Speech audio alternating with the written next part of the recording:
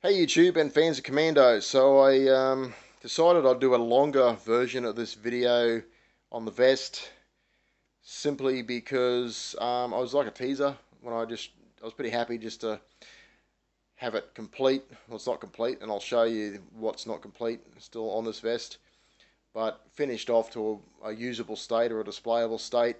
And so I thought we'd do a longer video where I show you all the details and talk about some of the construction.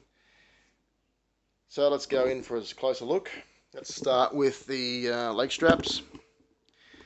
So these are, I've made them longer this time. I normally would use 3 meters of webbing doubled over. I think I've used 4 this time per strap. And I've recycled pretty much everything on this vest simply because parts like these leg straps connectors I just can't get anymore. So these are really cool. These are the proper Group 5 connector, and they're like an actual parachute part. You pull that, it just comes up. So when you pull that, it's got the little tongue. I don't know if you can see that. If I release that, the little tongue moves. That actually ejects the ring. To attach it, you simply push that in there, and no, it didn't do it. There it goes. So as long as that is inside there, that's secure, and then you pull that and it ejects it. It's a very cool piece. So absolutely didn't want to lose those. Had to include those on this one. Zipper is number 10 chunky. I've just terminated it with super glue. I didn't bother doing in the proper screen use one. It actually folds under the fabric. I had issues doing that with the last vest. I think, I can't remember if it was 6 or one of those earlier ones. So it tended to break needles even on my machine. So just super glue is easier, and just give it a touch up with paint. At the end of the day, it's simply there to stop the zip foot from coming off the teeth. So it really doesn't matter. I have seen since on some camping gear where they actually place a little bit of webbing over the end, and that would work as well, because that just ends up, and again, just makes an obstruction for the zip foot, so it can't run off the track. All my pouches are they're recycled from the earlier vest, but these are, so the story is, when I made these, it was for vest 6, and they were too big for vest 6 because vest 6 was too small. So I made the smaller pouches for vest 6, and I had these on vest 7. Vest 7 sucked, so I pulled it apart, and now we have vest 8, which is just a much better version of it, but it's also double layered. Vest 6 and 7 were both single layer of mesh.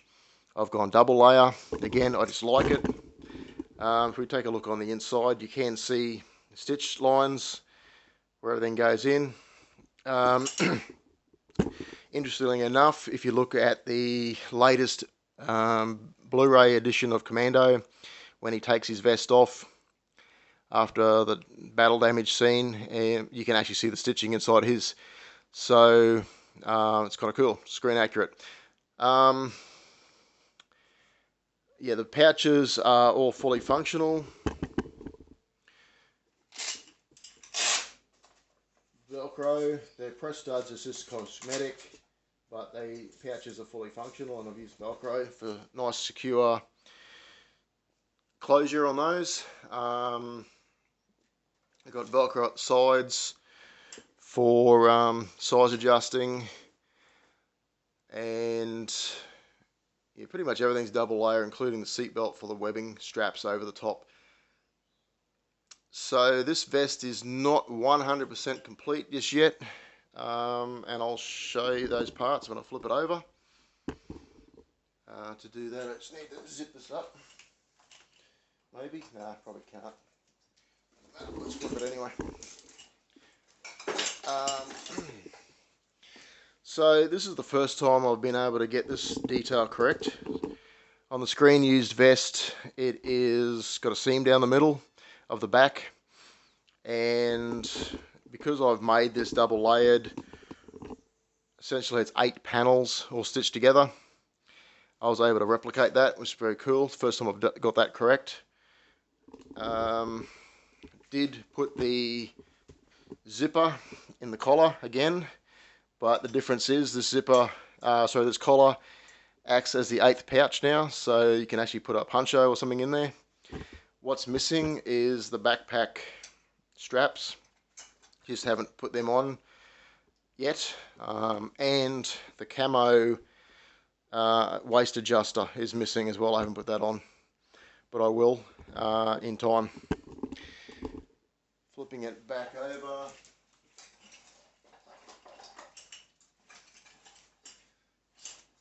This vest is more like wearable luggage than a item of clothing. It's not real heavy, but it's just rigid. It's stiff as, which is kind of cool, I guess. So yeah, I think everything was recycled, including the shotgun bandolier.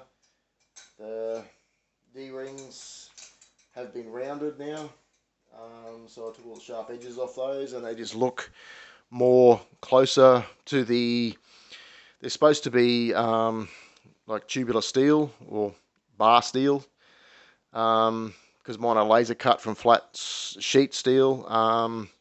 Just rounding them just makes them look a bit better. Same as these attachments on the leg attachment. It's just these are laser cut. So the actual part, the middle part moves to allow easier adjustment of the strap. Mine, you just got to sort of feed them through a bit.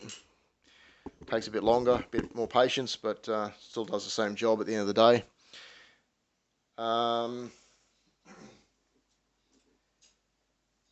this vest is one of those items of movie prop that I just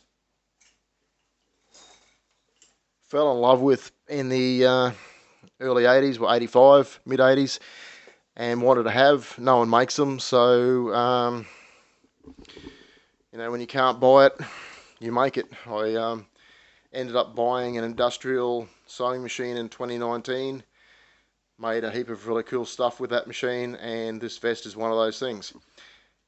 Like everything, the more you work with it, the better you get at it, and this is certainly the best version of that vest that I've done so far. So, pretty proud of it. That's why I'm going to show it for this video. I might wrap it up there for now. There's not really a lot to talk about because I think we've covered construction and materials in the previous videos. Just quickly though, I will talk about the cover patches, that vegan leather. I think the product's actually called Vegas.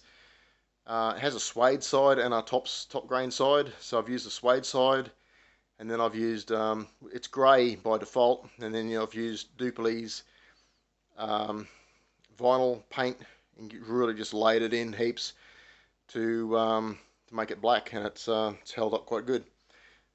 So there it is. The only part of this vest that is single layer is these little panels at the top, and I did that because on the, you can see my finger through it, the way it looks on the video cover, looks like those panels are single layer as well, so I decided to do that as opposed to complete double layer that I've done in the past. So there it is. Overall, very happy with how it came out.